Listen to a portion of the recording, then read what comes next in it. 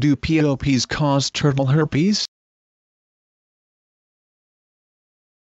Known as Honu to the native Hawaiians, green sea turtles are majestic creatures that capture the hearts of people around the globe. Green sea turtles are vegetarians and they prefer to eat algae. These gentle creatures also like to mate in groups. Unfortunately for these sea turtles, their free-loving hippie ways may be their downfall. The truth is, there is a disease called Fibropapillomatosis that has been infecting the turtles and its cause is still a mystery. Some scientists believe it's caused by a herpes virus, so it could be an STD. Other scientists have proposed it is caused by pollution in the sea turtle's favorite food, algae. It may also be caused or influenced by other factors not yet discovered. If we are to save these wonderful turtles from horrible deaths, we must discover the cause of Fibropapillomatosis, and then we can work on creating a cure. Fibropapillomatosis is a nasty disease that infects sea turtles and causes them to grow large benign tumors. The tumors grow internally and externally, and may become so large that they interfere with feeding and vision. A strain of herpes virus is suspected to cause the disease,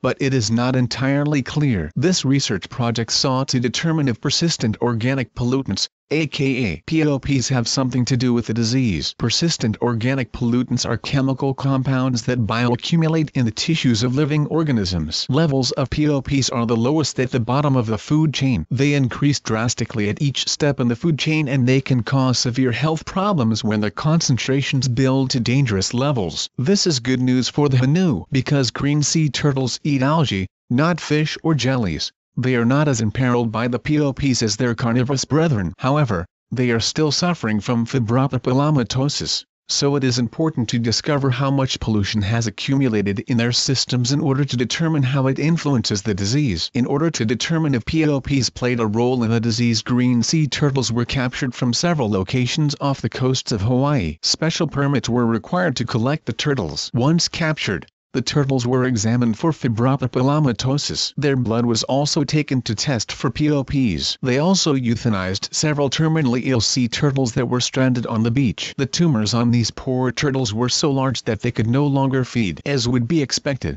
the larger, older turtles had higher levels of turtle herpes, and also higher levels of POPs. The stranded turtles had the most severe infections of turtle herpes, and they also had the highest levels of POPs in their blood. Fortunately, the majority of the turtles were healthy and showed no signs of turtle herpes. Overall, the green sea turtles around Hawaii were healthy compared to turtles elsewhere in the world. The levels of pollution in their blood were low and very few of them had turtle herpes. It was concluded that there is no connection between the levels of POPs and Fibropapillomatosis. This means that the cause of Fibropapillomatosis is still a mystery. If the cause of the disease is unknown, it is difficult to cure it. Surgery can be performed on the turtles to remove the tumors, but it is very expensive and not always successful. It also does not cure the disease. The tumors can still grow back. If it is a virus, it may be possible to create a vaccine. Armed with the vaccine, we could vaccinate the baby turtles as they hatched on the beach to protect them from the horrors of turtle herpes.